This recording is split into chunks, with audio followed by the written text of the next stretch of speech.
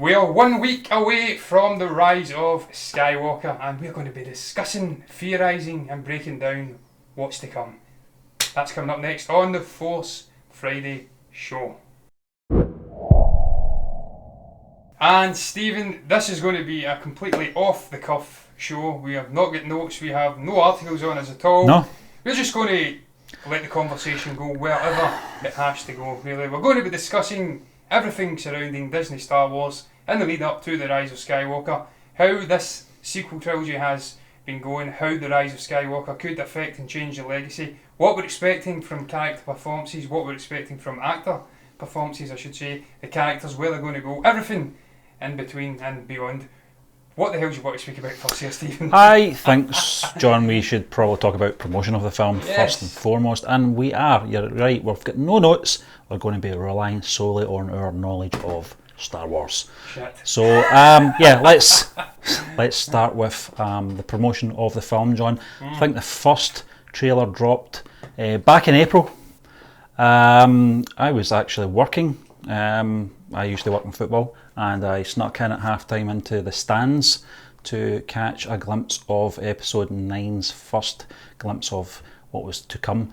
What was your thoughts, John, on the trailer as a whole? I felt didn't really reveal a lot. The sizzle reel actually revealed much more, obviously with Dark Ray and all that carry on. But what was your thoughts on the initial promotion of the film? Stephen, I think they've done just enough to promote this movie to the general audience members out there. I don't feel like they're targeting us more hardcore fans of Star Wars. They're just fans for 30, 40 years in some cases, in my case 25 years. I don't feel like they need to promote this movie to us. We know exactly what this movie's all about. We know where they're going with the story in a sense, in a broad sense. So I think they did just enough to perhaps draw in the Plevingtons from outside who are perhaps not the biggest Star Wars fans. They've told us exactly where these characters are at this stage. Rey's still training, she's perhaps completed her training. Poe and obviously Finn are off doing their thing with what looks like the droids on some desert planet. Then they come together and go and oversee the Death Star. I think they just gave us the basic. Obviously, well, as you know, John, the first trailer was that kind of flip that Rey did with the TIE fighter. Yeah, that was so cool. It was a good opening shot. Obviously, Luke is narrating the opening of the trailer as well. Every generation has a. But you're right. I think for a first trailer, it was okay. But you're right. It wasn't a trailer we really needed. But we said that with the final trailer as well. Yeah. It wasn't a trailer we needed. My thoughts were, I actually thought that final trailer was better, incidentally. Yeah, I loved I liked the music in the first trailer. I liked the build-up of that music where you're seeing the camera panning across the desert plain, and that's obviously, picking up the pace for the approaching TIE fighter. I thought that was pretty cool as well. But it's a double-edged sword. It's a catch-22, whatever you want to call it, where we're in a period where Star Wars is very icy dicey with a lot of people, yes. And I think it was always going to be the case with this first trailer, with the reaction it got. You're going to get people saying, why are they putting this trailer out just now? Nobody cares about Star Wars anymore, etc., etc. And then you were getting the ones who very much enjoyed The Last Jedi. There was a lot of them, John, whether we like it or not. That we're very excited for it. I was somewhere in between, and I'm not sitting on the fence on this one. I liked a lot of the visuals. I liked a lot of the narrative in that first trailer as well. For a first trailer, typical first trailer, doesn't give a lot away. It's really just showing you the visuals and the characters and how they look at this stage. I think this is a few years after the events of The Last Jedi anyway. Yeah. It's not taking place right after those events, just like The Last Jedi did with The Force Awakens, which I'm kind of happy about. And I'm looking forward to it, John. You touched on the final trailer, we'll call that one, because there was that little one in between, the sizzle reel one, which revealed Dark Ray, which I wasn't really impressed with that, to be honest with you. A squirrel. I think it is. I think you're right. It gave us the Emperor's Laugh, though, which I think was the big surprise. And Ian McDiarmid was on stage during that, I'm pretty sure, for Celebration, was it? Yeah, the Roll It Again one. Yeah, that may have been the first. Was that the first one? Sorry, the first one. The second one... Getting confused. It was so long ago. Yeah, there's been so many. And Stephen, that's actually something I would touch upon next, speaking about promotion. You think this is the correct decision where they're not actually involving Luke and the Emperor so much in the later stages of the promotion? Yeah. You think this is maybe them giving us a clue at where the story's going to go? We're not going to get as much Luke as we thought. I mean, he was right there, front and centre in that first trailer, narrating as if he was speaking to Rey himself as a Force, other real form, Force Ghost that is. And then obviously we have had the Emperor in the beginning of the promotion push, but he seems to have disappeared under a rock into nothingness. Do you think this is then perhaps hinting that he's not going to be as big a role as we first presumed he would? Maybe he will just pop up in the final 10 minutes to have his arse handed to him by incredibly overpowered, once again, Mary Sue Ray. As some would say, look, I disagree with that. I actually watched the John Campea show of I don't know how it's called, Star Wars show, Dark Side, Light Side, and he actually made a very good point, something I've overlooked before as well about Ray. I'm guilty of saying she's never faced any real threat or danger or anything like that, no challenges throughout her arc in this trilogy, and he made the point, well look, if you recall, Kylo Ren actually froze her with the Force, no issue whatsoever, bitch slapped her, had her restrained, so she has had a degree of, what would the word be, I don't even know, she's had a lot of things and challenges in front of her, but not as much as we've seen with Anakin or Luke. So do you think this is perhaps deliberate from Disney? They're reining back the push of Luke Skywalker, and obviously Sheev Palpatine, and do you think this is significant for the movie, and do you think it's the correct decision as well? A lot of questions in there. I think, John, that we'll find out one way or another in 6 days' time, but I think it's going to go one way or another. It's either, both of them have got pivotal roles to play in that third act, I would say, or they haven't. It's just been a marketing ploy. I don't think J.J. Abrams is like that, though. I don't think he would do that to the fans. I think there's going to be something in there. I've always maintained, in regards to Ian McDiarmid's contribution, is going to be audio only. I don't think he's going to be making a physical appearance in any way. I think it's going to be possession. I think it's going to be possessing Rey at some point. But I think perhaps that's the way they're going to handle Luke as well. Perhaps he might be only audio. I hope not. And he could possess Rey as well. Maybe that's going to be the conflict in The Last Jedi. Stephen, but that was another thing that actually says there was the leaks obviously came out. We've seen it in the likes of Geeks and Gamers and whatnot. They've been getting off their heads because they love to bash all things Star Wars. When they get the opportunity, the sequel trilogy that is, fair play to Jeremy and whatnot, though they admit The Mandalorian is pretty decent, so he's not all bad. I actually like Jeremy, he's a great guy. I like the Geeks and Gamers channel as well, not dissing him, but they've been hitting heavy at these leaks and whatnot, and there was discussions in these leaks that perhaps he would be at the end in a very much physical form, and that Rey would kill him with perhaps the help of Kylo Ren being thrown down a pit and then he comes back.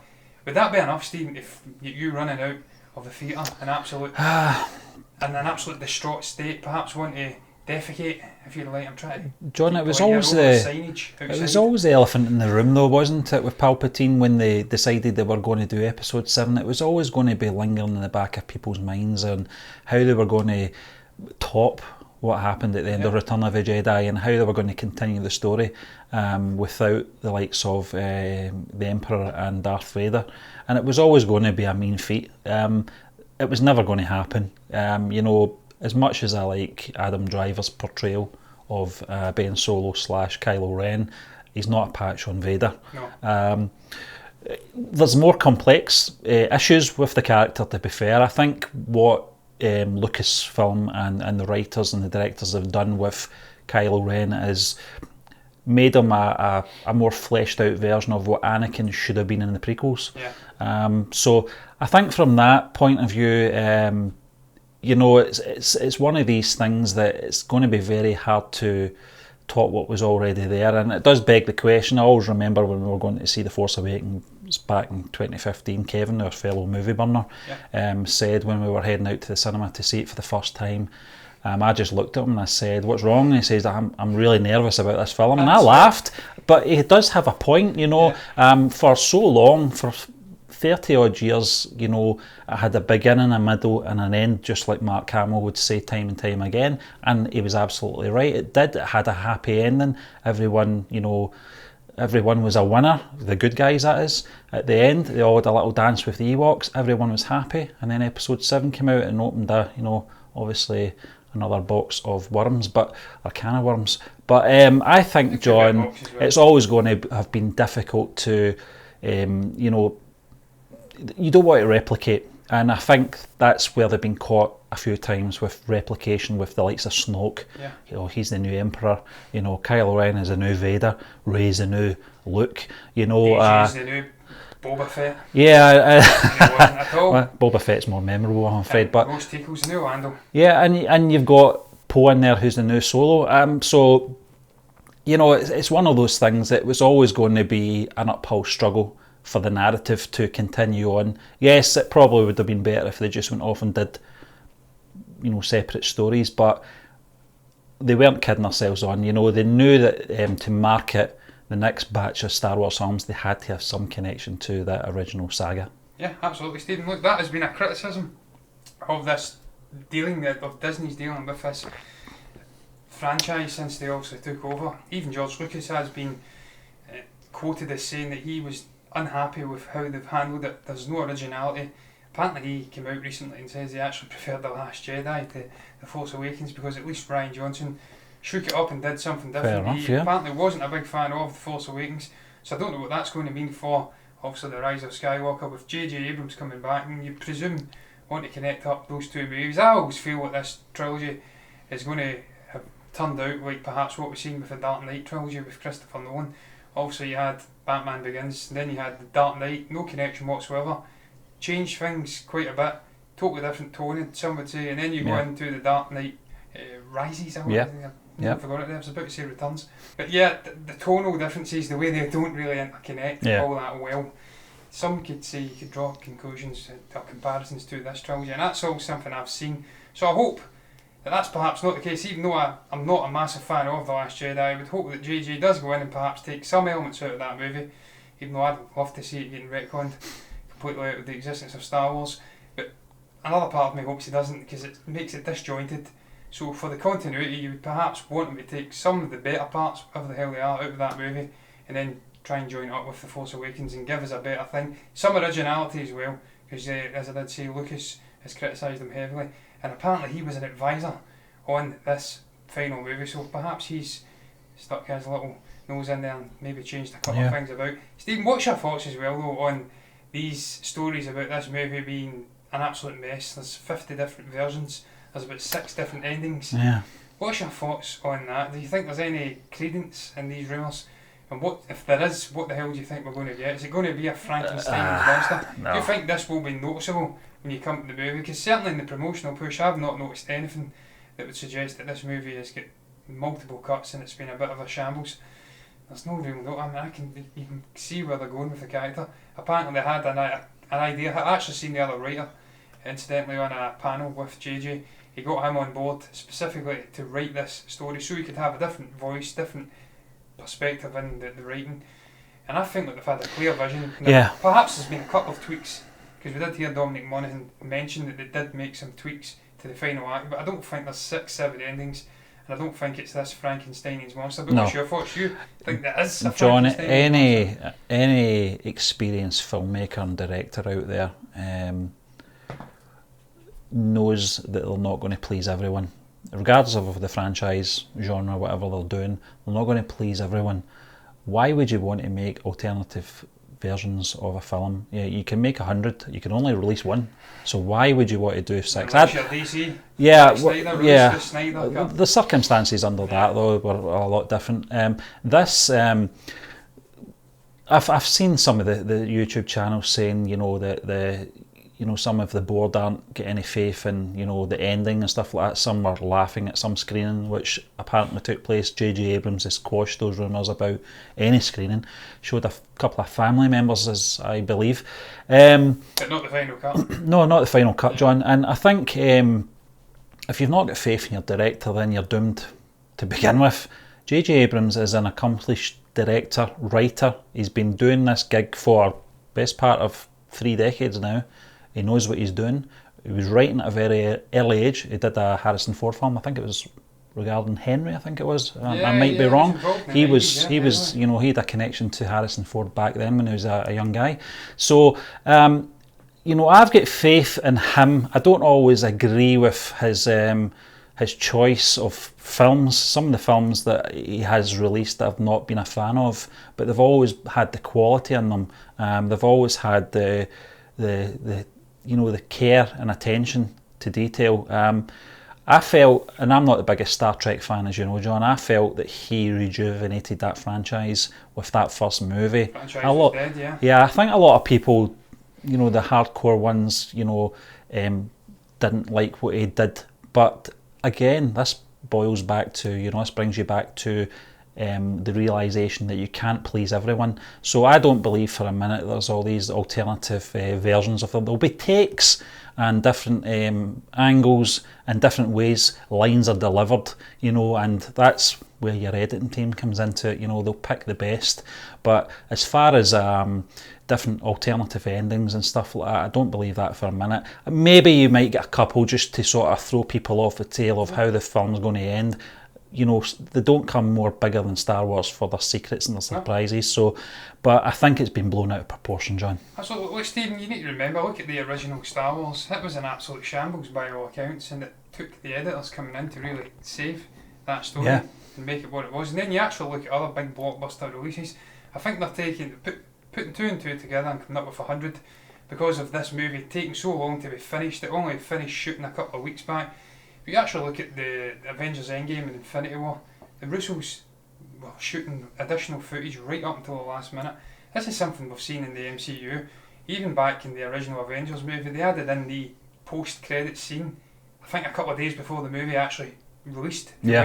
So it's not out of the ordinary. They can use time right up until the final stages. I don't think this is big, complex shots that JJ and the rest of the people have been putting together for this movie right up to the final stages. Certainly don't think they've Ian McDermott or Daisy Ridley in there doing final complex battles or whatnot. This will be additional little side shots. They'll be cleaning things up. This movie's only a week away. It was only about 3 weeks away when he finished shooting it. There's no way he had he didn't have the majority of this movie in the can. He's got it all done. He's been tweaking little things here and there. And then I'm sure we'll get a decent movie from JJ. Look, I'm a big fan of the guy. You're absolutely right. You mentioned Star Trek. I've actually really enjoyed those Star Trek movies, although ironically it's not actually the JJ one, which is perhaps my favourite. It's the one that Simon Pegg came in and done. Yeah, third one, yeah. No, it wasn't Discovery. What was it called? Something, I can't recall what it was even called now. It doesn't even matter. But it has, the one he held was the best one for me. But then, look, the one with obviously Cumberbatch playing Khan, that was a decent one as well. That was the second one, Yeah, that was the second one. He kept the secret of his identity for a long while. Could that be something we see in the Rise of Skywalker as well, Stephen? Because we've had the likes of Hayden Christensen apparently upset at rumoured scenes being cut and whatnot. If we were to go perhaps a percentage, how much of a percentage do you think we'll see Hayden Christensen returning as Anakin Skywalker? And is it something you'd want to see? Because certainly for me, it's something I'd like to see. I would go as high as 40-50% chance that he's in this movie. I feel like it would be egregious not to bring in Anakin Skywalker and the Skywalker culmination of that saga. It would be absolutely disgraceful not to bring him back. I mean, I'd probably go between 35 and 40% John chance. And the other question, I would like to see him. I wanted to see Qui-Gon returning Revenge of the Sith because he obviously had that connection with Obi-Wan and Yoda, you know, and the connections there obviously for Anakin with the Emperor, but it would be fan service, you know, and would it be necessary for the narrative? Possibly not, with the way that they've handled this whole trilogy. They've always wanted to have their cake and eat it, Lucasfilm. They want to shy away from the origins and the original characters as well, and move on very quickly, but at the same time they still want that attachment. So it's going to be very difficult to really shoehorn everything in that the fans want. I still would have liked to see, you know, some sort of Lord of the Rings sort of, ghost army of Jedi fighting a ghost army of Sith. But Stephen, you might get that yet. There was rumours that we are going to have previous Jedi coming in Force Ghost form and perhaps teaming up to help overthrow the Emperor, and maybe some Lord knows, maybe we get McLaughlin there and a Ghost Force film. Force Ghost film. Yeah, Dooku, yeah. Yeah, that'd be bizarre. I don't think that would work. But look, Stephen, what's your thoughts on just the direction of this trilogy as a whole? Do you think The Rise of Skywalker could redeem the shithouse that was The Last Jedi? Or do you think it's just they're wanting rid of this franchise or this trilogy and then they can go off and do their own original thing? And do you think that'll be palpable when we go to watch this movie? That look, because we've seen the actors coming out one by one. I was speaking about it the other day. Boyega has came out and further criticised The Last Jedi. He says that it felt wrong to him. Something felt off. We've seen Daisy Ridley coming out and criticising it. We've had the likes of Oscar Isaac saying they will not be coming back to obviously reprise the role as Poe. They want nothing to do with Star Wars. So do you think this is perhaps illuminating an issue behind the scenes, that they are not happy with their time on Star Wars? They feel like the ball was dropped and that perhaps Disney just want to get out of this trilogy, get away from the monkey on the back that is the Skywalkers lineage and saga, and go off to pastures new. And is there anything to perhaps suggest that from the promotion or whatever? I don't know. In regards in regards to the actors, John, I think you've got to take them, each to their own, on their own merit, for different circumstances, different reasons. John Boyega naturally would be disappointed with his role in The Last Jedi, which was very watered down to comedic level. It had that comedy in The Force Awakens to an extent, bouncing off Harrison Ford, which worked really well. In The Last Jedi, he was sidelined for the bigger sort of storyline, but I understood why the director had to do that to an extent, to obviously put Luke Skywalker in there. The focus was going to be on Luke Skywalker and where he's been. That's where The Force Awakens was leading us to in that second part of this sequel trilogy. Oscar Isaac, I think he's like most actors, he doesn't want typecast. He's done a lot of great work outside of Star Wars. I've seen a number of films that he's been involved in, independent films that you will catch on Netflix. Llewellyn Davis was a great one. Yeah, he's a great actor, John. John Boyega's a great actor as well. I think probably what's happened, that the excitement of being cast in a Star Wars film, obviously, was there to be seen with John Boyega. I've never seen someone so happy to be cast in a role in Star Wars since Samuel Jackson. Daisy Ridley, on the other hand, I think Daisy Ridley is at a stage in her career now that before Star Wars there was nothing for her. She, I think she might have done a commercial or two, nothing feature film at that point. I think she's outgrown the franchise now. I don't mean that in a way that she thinks she's bigger than the franchise or she's get big-headed. I just think, like most actors, they want to try different things and distancing yourself from the franchise as well. And I think it's putting a message out there to the studio as well that don't involve me, in any upcoming TV series. That we might be doing some sort of buddy film with, Poe and Finn, so it really, some kind of some comedy road movie, on Jakku. But I think I don't know, John. I think the handling of the trilogy has been very disjointed at points. I always believed they should have had a storyline put in place before they even announced a new trilogy. Something that they could have, given to one writer or two writers just to sort of carry it through to the beginning, middle and end. I'm going back to that.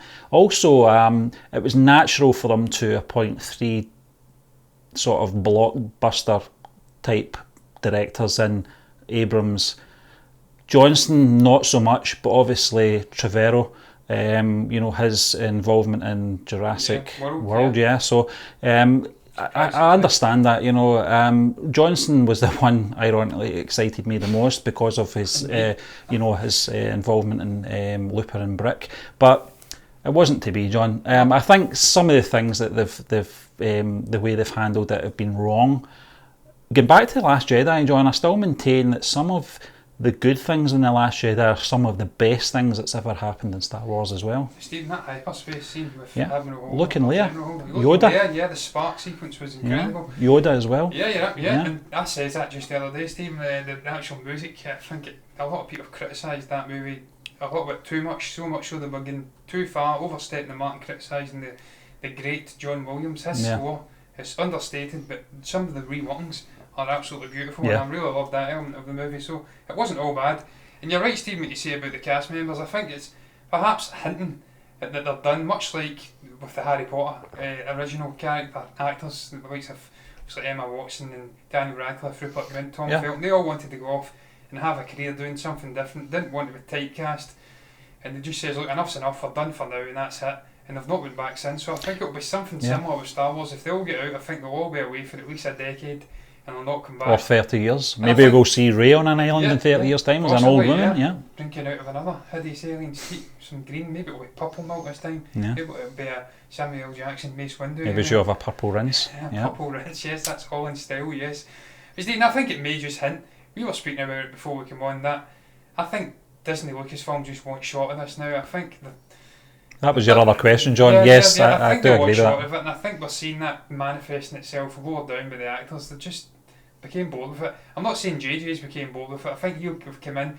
I think he really wants to stick the landing and prove he's a director who can not only rejuvenate a franchise, but he can also come in and finish a story that he started. So I think he's got a point to prove. Yeah. But I think higher up, the likes of Bob Iger, are fed up with Kathleen Kennedy. They just want it over and by with this initial slate.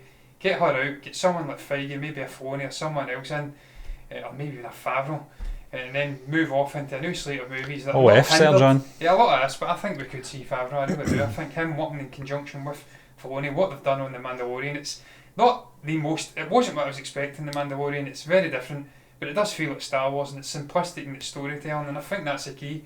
Don't overcomplicate it. We actually had Abrams coming out the other day and saying that as well about The Last Jedi. I don't know why I keep bringing that up. I'm supposed to be speaking about Rise of Skywalker, but it's so important because he says that there was elements where they were throwing curveballs, and fans of Star Wars don't necessarily want that. They want to see simplistic storytelling which can have some nuance underneath and give us big space opera settings. That's what they want. That's what the original one's done. Right blend of humour, interesting enough characters and new locales, and you'll get most people in and they'll keep them happy, provided you handle the legacy right. I don't think they've did that, and I think that's why it's perhaps nosedived a little bit. But look, we are running out of time, Stephen. We are really running out of time. So, Stephen, I think the next thing we should perhaps touch upon before we round this show up, because we've not really spoke about the film that much. It's not seen it, John. Mega clickbait. You're absolutely right. We haven't seen it, so it's always difficult to speak about it. But what is perhaps with expectations going into this movie? That would probably be the next thing I'd discuss.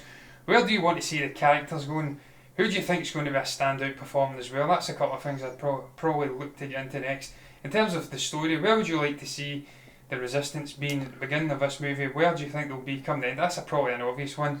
And how do you think the First Order, also with Richard E. Grant's character, that dynamic between him and Domhnall Gleeson, also General Hux, I actually can't recall Richard E. Grant's character's name. No. But do you think there'll be a power struggle there underneath, to be the underling underneath also Kylo Ren, the supreme leader? Or do you think it'll be more like the Adrian Edmondson character in The Last Jedi? We'll see him for 10 minutes, not even realise like me that he's in it, and then he'll get killed. Yeah, I was the same. Yeah. What do you think, what the expectations for where this story will go? Where do you think the two warring sides will go as well, and characters? I think we're going to get a happy ending, John. Of course, You know, but I think... Will they throw a curveball? No, seriously, you don't want to go there with the final episode of this saga ending in a duff note. But I think, John, the anticipation of this, maybe a look will catch it, but instead of landing on the porg's heads. But I think, John, the anticipation for this film is so different to when we were going to see The Last Jedi. I'm going back to Last Jedi again here, but and The Force Awakens as well. All interconnects. Well, the thing is about The Force Awakens was it was the excitement of Star Wars is back. The excitement of The Last Jedi prior to watching it, that is, was Luke Skywalker's back. It's okay, we'll do a bit of Star Trek here. But I think the anticipation going into this one is a little bit, it's we don't know what we're going to get getting into those opening shots, Starbucks. I'm going to say Starbucks because we always go to Starbucks after a Star Wars film. After The Force Awakens, buzzing, absolutely buzzing. It wasn't the caffeine. Rogue One, Starbucks, buzzing. Last Jedi, staring into space I was. And I think you'd asked me if I was okay, and I was like, I don't really know. I'm just trying to work out in my head who Broom Boy is and what his plan is and what his place is in this film. I was buzzing after The Last Jedi, but it was a gingerbread latte. I felt like Chief Palpatine. I think, John, as well, we will be going to see the film, obviously, next Sunday. We always go the Sunday after its release.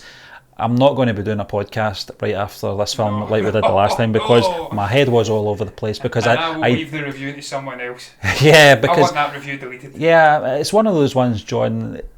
I think Rian Johnson, his intentions worked for most people, you know, in regards to you didn't know where he was going to take that film. This one, though, going back to your question, The Rise of Skywalker, let's talk about that film. I'm looking forward to it. Johnson interview. Yeah, I'm looking forward to it. I'm not hiding in a fridge, though. I think, John, that could be a Prime Minister by the time this goes out. So, let's be honest. Yeah, I think, John, the anticipation for this film going into it is a little bit different to previous. It's still a Star Wars film, though, John. Yeah. It's still going to have that opening crawl, the fanfare, John Williams music, which will get us all psyched. That's another thing, Steve, you the know. opening shot. Well, this is going to be John Williams' last Star Wars film as well, so you've got to keep that in mind. It's Anthony Daniels' curtain call as well. He had a strange reaction. I think it was at the wind-up, though. I think it was a bit tongue-in-cheek when he was asked the question. Don't know if you saw it. The cast were on a panel asking what they felt. Their reaction was they weren't allowed to say anything, just a facial expression. His face, and they did say something, actually said, "That's it." After 40 years, that's it. But I think a lot of people took that the wrong way. I think it was tongue-in-cheek. Anthony Daniels, regardless of what you might think of him, he's got quite a similar sense of humour, like Mark Hamill. I was about to say that. Could it be like Mark Hamill, though, where he was having sly digs at The Last Jedi? We all thought it was him being his usual sarcastic. It was actually being truthful. Yeah. Turns out it was truthful. That depression. I don't know, John. But listen, I'm looking forward to it. As a film goer, you know, I get excited to get into the cinema for most films anyway. When it's a Star Wars film, that bit more. Yeah, I mean, it's obviously had a rocky road, this trilogy, but listen, we're getting the final Star Wars saga film, Skywalker saga film. So on that note, yes, I'm looking forward to it. Will it be any good? We'll have to find out. Well, Stephen, that actually brings me on. Yeah, will it be any good? Will the opening shot be any good as well? I mean, that was something you actually mentioned. I never thought of that.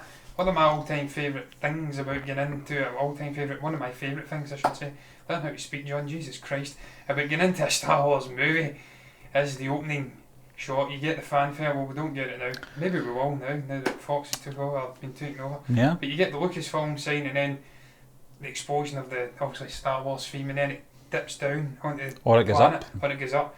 Or it zooms in, like it did in The Last Jedi. The music slows down when you get the little and then it goes down. I can't wait to see that, and I'm so excited, despite perhaps some apathy creeping in after The Last Jedi, to see where they take this opening shot, where the characters will be. Will it be a flashback? Will we be looking at perhaps Finn and Poe? Will we be looking at Rey maybe being trained by Leia, because that was another rumour. Looking Leia, yeah, de-aged, yeah. Looking Leia de-aged. Looking getting his ass handed to him on a plate. Oh no, I hope not. By Leia, Jesus, that'd be the final slap in the face with a couple of wet kippers. Jesus Christ, no. But yeah, in terms of actual anticipation and expectations for where this could go, I fully expect to see Rey face some adversity. That was what I was looking for earlier, incidentally. Along her journey, at some point she has to face it in this. I mean, she said minor adversity. As I did hint, Kimpy was speaking about her being frozen by Kylo, but I want to see some limb dismemberment. I think it's too late for that. But maybe some real adversity. If she's facing Sheev, then she has to be slapped down, then be saved perhaps by someone else. And well, not saved, because that will get all of the SJWs coming out and wetting their panties. Saved? No. I mean, just, she needs to face some adversity, but then perhaps in conjunction with Kylo or someone else, or Ben, because he'll not be Kylo at that point if he's helping Rey. Want to see her face adversity at some point and then have a real heroic end to the journey, because every character throughout Star Wars, be it Anakin, be it Luke, anyone has faced adversity and then they've come back stronger for it, and I don't feel like that's something that's palpable in the Rey story at the moment. In terms of the other characters, I want to see Poe being the leader of the Resistance. Leia's going to die at some point in this movie, and the way that's handled is another big talking point. I want to see that handled with respect, and by all accounts JJ understands the poignancy of bring the character in. I think he'll handle it with respect. In terms of where they take Poe, though, I want to see him lead the Resistance and maybe go off to I keep saying pastures now, but strength, go on to strength, go from strength to strength if I can speak, and then maybe they do something interesting for that character, because he could have been killed off in The Force Awakens. He was slapped down by Purple Rinse Holdo in The Last Jedi. Do something that makes this character worthy. Heroic, heroic. Make him worthy of being this hotshot pilot and perhaps the leader of the Resistance. Give him something to do. And then Finn, final thing I would say, my expectations for Finn, I want to see this guy it being revealed that he is force sensitive in some way. Now I word it like that because he ain't a Jedi, but perhaps he could be like a Maz Kanata or maybe even the Bread Boy, yeah. Yeah, or the Donnie Yen character whose name always eludes me in Rogue One. Having a degree of force sensitivity, you hints at it in the trailer, force brought us together. That would be another thing I'd pass to you, Stephen. What's your thoughts, percentage? Do you think that Finn could be force sensitive, and what percentage would you go with if you were a betting man? I would probably go as high as probably about 40%, because I think it's definitely got force sensitivity in there. And the fact that Jay gave him the lightsaber showed that he was competent with it. I mean, I know the stormtroopers got training, but he got a couple of glances in at Kylo. So I think he's got a degree of sensitivity in there, but not a Jedi. What's your thoughts? What do you think? I've given it away enough. No, I think, John, I would go as low as maybe 20% on that. I think it's something that would be a bit of a curveball. You know, unless obviously, you know, that line in The Force Awakens with Han Solo saying that's not how the Force works would be quite ironic, you know. You know, so I think, you know, maybe it's not going to change anything if he is force sensitive. It's not going to be some massive revelation, and it's not going to change the direction of the narrative or anything like that, you know. For the character though, it probably give him a bit more weight. I think he's due something after, you know, the way he was treated in the Last Jedi.